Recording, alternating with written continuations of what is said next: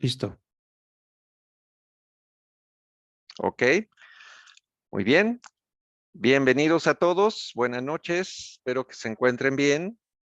Y estamos iniciando el día de hoy una nueva serie que la tenemos aquí en pantalla, que se llama Fundamentos del Discipulado. Así que les damos la bienvenida a todos ustedes a esta nueva serie que estaremos transmitiendo en el trimestre abril-junio del 2023, todos los jueves a las 8 de la noche, y el enlace Zoom va a ser el por ahí a la mano. Si de repente no se comparte o lo que sea, acuérdate que es el mismo por 3 meses, ¿ok? Hay una bibliografía en la que vamos a fundamentar esta enseñanza y está desarrollada por nuestros hermanos Dave y Beth Pocta, de una serie especial que se llama Grounded, algo así como aterrizados o enraizados. Se estudian diferentes conceptos de la fe para fortalecer a los cristianos. Y en especial, ellos pues desarrollaron este manualito, que son una serie de estudios muy buenos, que se llama Fundamentos del Discipulado. Y eso es precisamente lo que le vamos a compartir. Es parte del material que me traje el año pasado del Congreso Mundial de Discipulado en Orlando, compartiendo ese material en series. Llevamos varias y creo que han sido muy buenas, han sido muy útiles, y esta pues no va a ser la excepción porque es material que nos...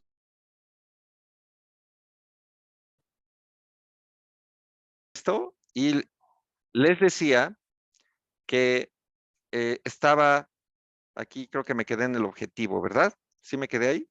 Sí. Bueno. Ah, les decía que el objetivo de esta serie que queremos compartir con ustedes es ayudar a los cristianos a enraizarse en los principios relacionales fundamentales de la Biblia.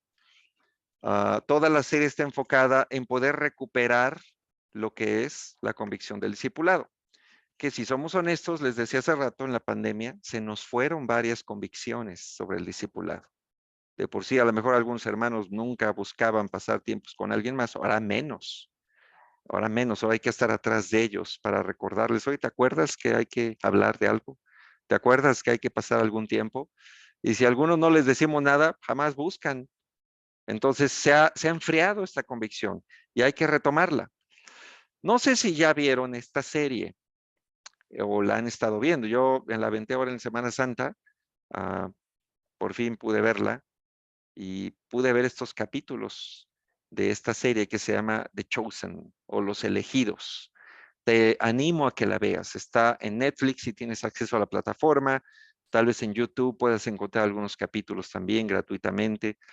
Pero es una gran serie. Incluso creo que tienen su propia aplicación y también en Internet puedes encontrar los capítulos gratuitamente. Se ha estado considerando como una de las mejores series sobre la vida de Jesús. Así que te invito a que la veas, como que te da una perspectiva más fresca del discipulado, del entrenamiento de Jesús a los apóstoles y del mismo Jesús. Entonces, cuando vamos a la Biblia y cuando vemos los evangelios y vemos cómo Jesús escogió a los discípulos, entendemos que él tenía un plan y que su plan era acercarse uno a uno con esas personas, entrenarlos y luego mandarlos en una misión, dejarles una misión clara, y esa fue la gran comisión. Eso es lo que se llama el discipulado. Y el mejor modelo para esto siempre va a ser Jesús, no Pablo, no Timoteo, o sea, es Jesús. Jesús va a ser nuestro modelo de un discipulado bíblico, ¿ok? Y cuando pensamos en la palabra discipulado, discipulador, mentor, ¿a qué nos suena? Aquí hay algunas frases que pueden contener parte de la verdad de lo que es el discipulado. Coach, ¿será que el discipulado es un coach? Puede ser un coach de vida, le podríamos llamar en términos más modernos. O mentor, como decía, hay una diferencia entre un coach y un mentor, ¿no? Un mentor es alguien que te va instruyendo, te va enseñando. El coach más como que te va guiando por un proceso que estás pasando. O será un amigo, un buen amigo que te aconseja, que te escucha, con el que pasas tiempos. Bueno, el discipulado es un poquito de todo esto. Es parte ser un coach, es parte ser un mentor y es también parte ser un amigo. Porque si tú ves a Jesús, él cubrió todos esos roles con los apóstoles. En momentos fue su coach, en momentos fue mentor, en momentos fue su amigo, en momentos también los confrontó, los reprendió, en otros momentos estuvo en fiestas con ellos. Y por eso esa serie te digo que la veas porque como que te abre la visión a cómo pudo haber sido Jesús en realidad con la gente, especialmente con los discípulos. ¿Ok? Vamos a encontrar que primeramente hay un patrón que siguió Jesús. Marcos 1:14 dice, después de que encarcelaron a Juan, Jesús se fue a Galilea a anunciar las buenas nuevas de Dios. Se ha cumplido el tiempo, decía. El reino de Dios está cerca. Arrepiéntanse y crean las buenas nuevas. Pasando por la orilla del mar de Galilea, Jesús vio a Simón y a su hermano Andrés que echaban la red al lago, pues eran pescadores.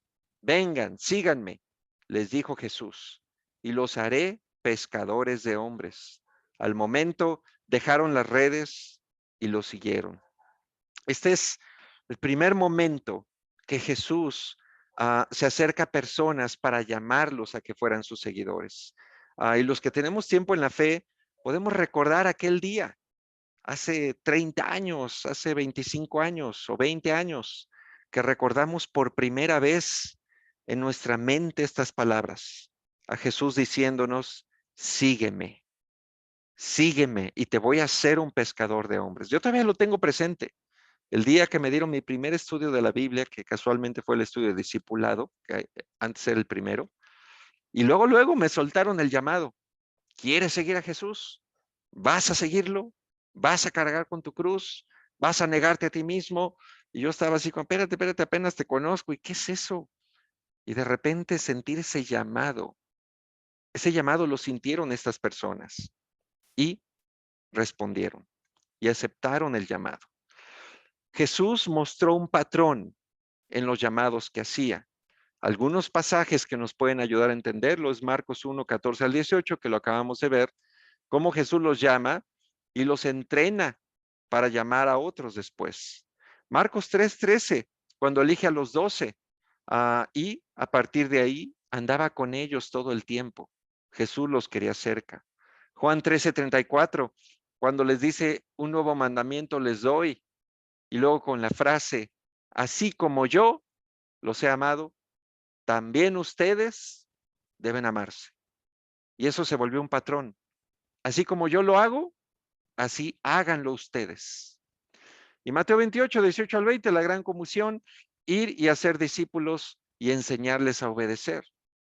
Entonces, realmente no es muy complejo el tema del discipulado, porque lo puedes ver en la vida de Jesús.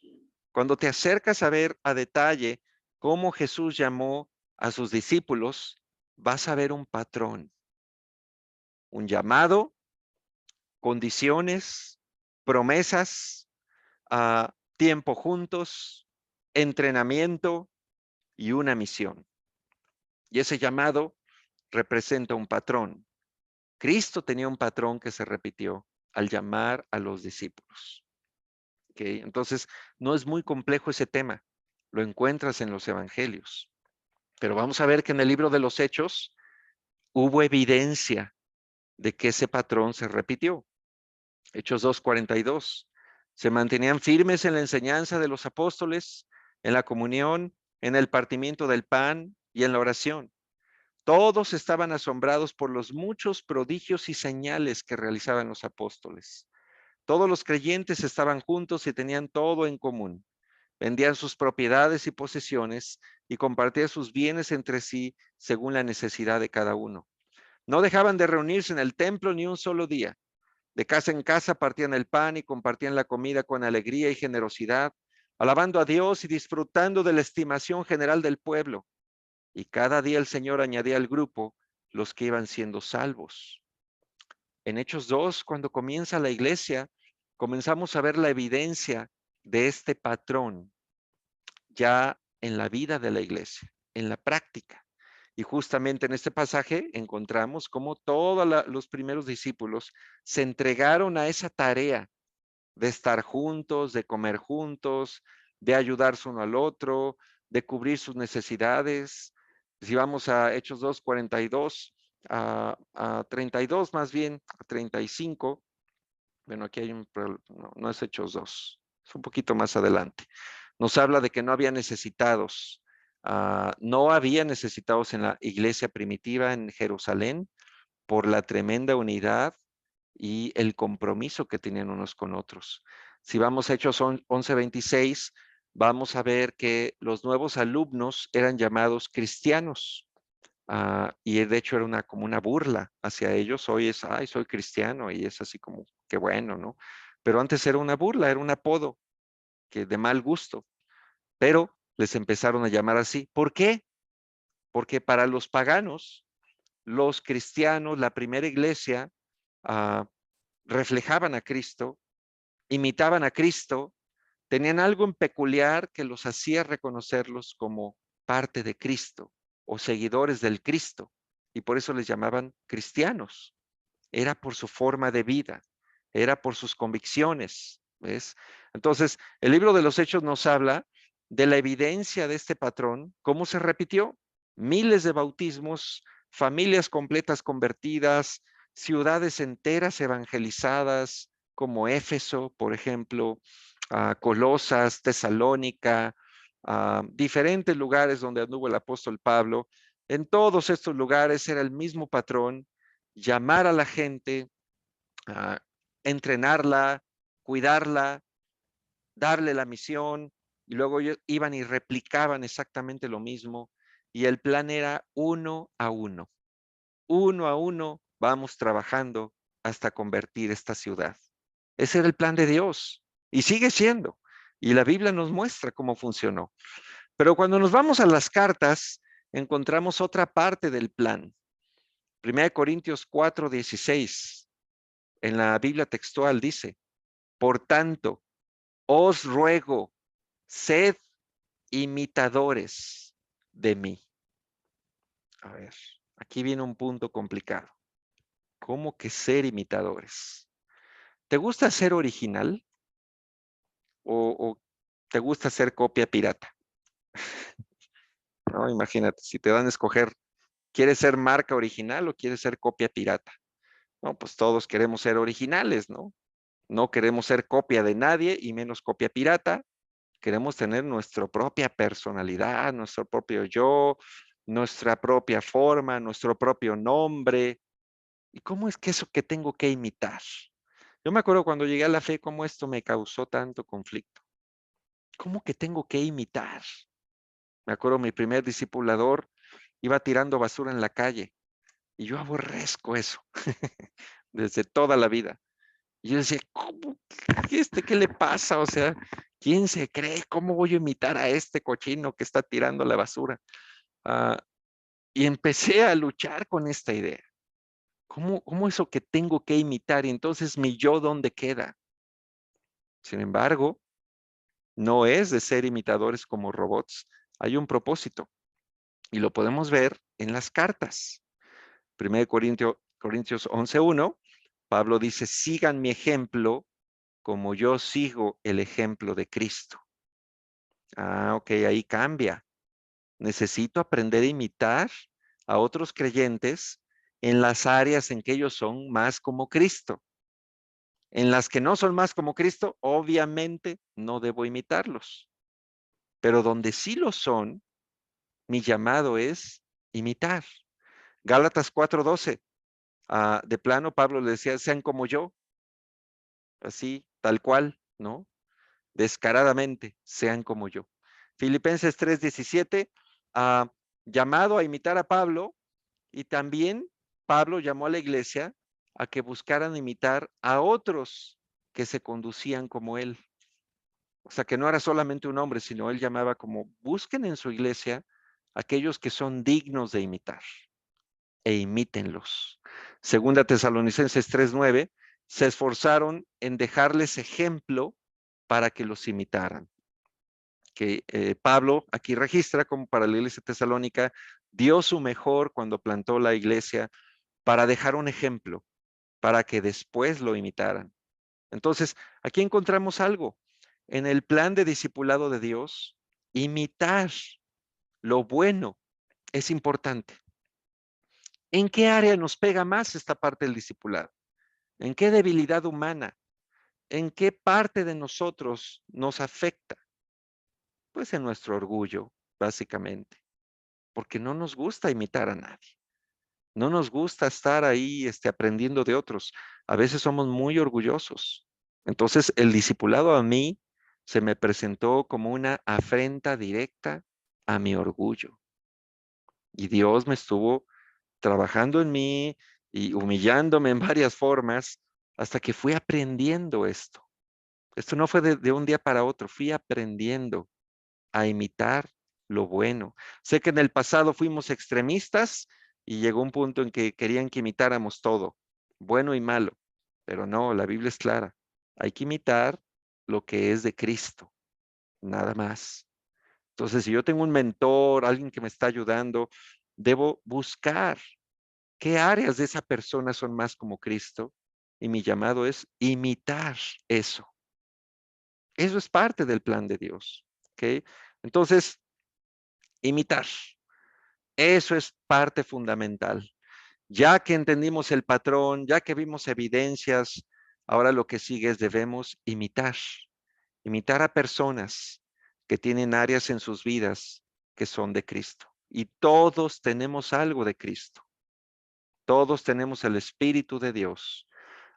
Todos, en todos nosotros trabaja Jesús, trabaja Dios. Así que si nos fijamos a detalle en la fe de cada uno de nosotros, vamos a encontrar cosas muy buenas que son dignas de imitar. También hay cosas malas y esas también las cartas dicen, el apóstol Juan le dijo a uno de sus, a su audiencia de su carta, a uno de los que le escribe, querido hermano, no sigas los malos ejemplos, sino los buenos. Así que estamos llamados a imitar lo bueno, no lo malo, que sabemos que hay malos ejemplos, ¿verdad? Siempre nos pasa y nosotros mismos hemos sido malos ejemplos también para otros. Bueno, en eso no nos imiten, ayúdenos. ¿Qué sigue después de imitar? Hay otra fase, madurar. Hebreos 5:14 al 6:3.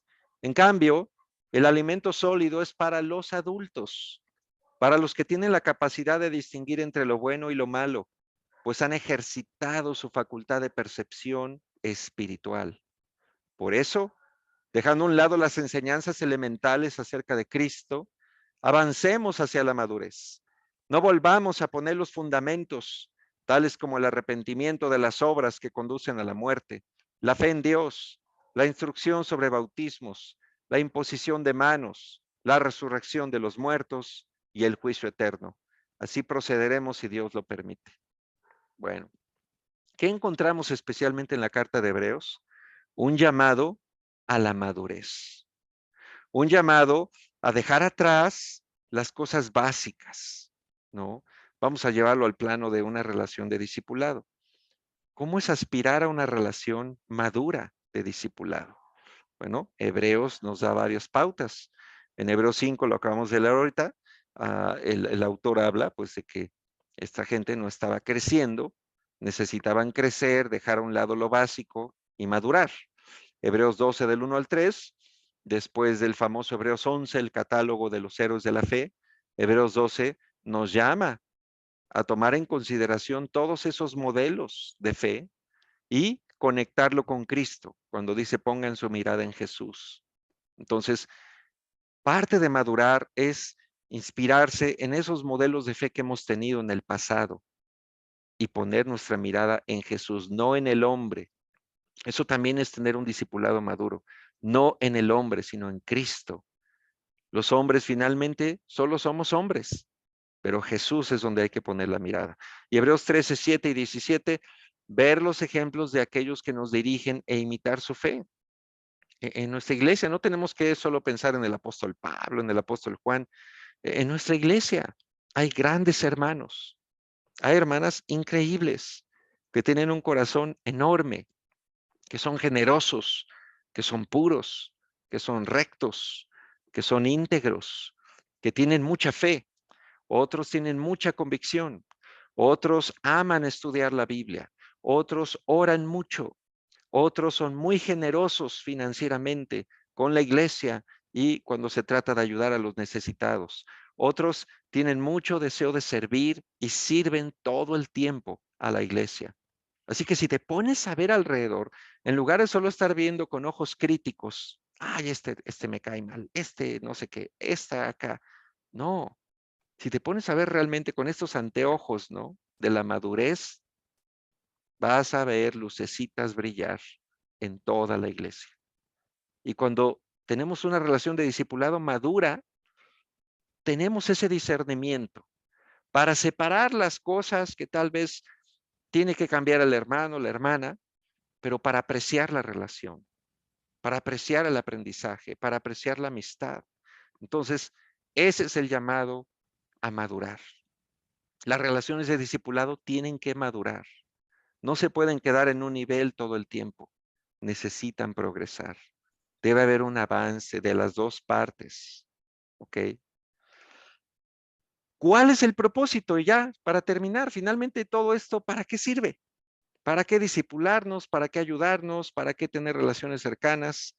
La verdad es más fácil no tener relaciones con nadie y solo llegar a la iglesia como visita permanente y adiós. Pero mira lo que dice Colosenses 1:28. A este Cristo proclamamos, aconsejando y enseñando con toda sabiduría a todos los seres humanos, para presentarlos a todos perfectos en él. Con este fin, trabajo y lucho, fortalecido por el poder de Cristo que obra en mí. ¿Para qué hacía Pablo todo lo que hacía por la iglesia? ¿Para qué se esforzaba tanto en poner un buen ejemplo? ¿Para qué aconsejaba tanto a la gente? ¿Para qué enseñaba tanto? ¿Para qué? Dice la Biblia que todo eso lo hacía para presentar a la iglesia perfectos en Cristo. Básicamente, para que la iglesia fuera más como Cristo. Entonces, no se nos olvide algo. No somos coaches de vida para tener una mejor alimentación. No somos mentores financieros para que podamos tener éxito en el negocio. No somos entrenadores de algún deporte para que seamos buenos con el ejercicio físico, ¿no? No somos nada de eso. Podemos ayudarnos en eso, si sabes de eso, está bien, pero no es el propósito. Nos ayudamos, nos discipulamos, nos aconsejamos con el único propósito de moldearnos para ser más como Cristo, de hacernos más como Cristo cada vez, así como esta imagen, ¿no? Entonces, ese patrón que hablamos al inicio, que siguió Jesús y que se repitió en la iglesia primitiva en Hechos, donde pudimos ver la evidencia de cómo se practicó, ese llamado a imitar lo bueno de otros creyentes, a hacer un lado nuestro orgullo y reconocer que tenemos que imitar cosas buenas que ellos tienen y nosotros no. Y también ese llamado a madurar en nuestras relaciones de discipulado, que no se queden estancadas en el mismo patrón de siempre, en la misma superficialidad. O sea, todo esto, al final, hermano, hermana, es para que tú y yo, cuando nos veamos al espejo, veamos más a Cristo y menos a nosotros. Ese es finalmente el propósito. Y eso es lo maravilloso del discipulado. Por eso te decía al inicio que es lamentable que cristianos dejen pasar tantos años de no formar relaciones profundas de discipulado, de no ceder también y de no construir esas relaciones. Y después de 5, 10, 15 años, resulta que están solos, no tienen esas relaciones cerca. Y eso es muy triste porque se están perdiendo una de las grandes herramientas de Dios para ayudarnos a ser más como Jesús.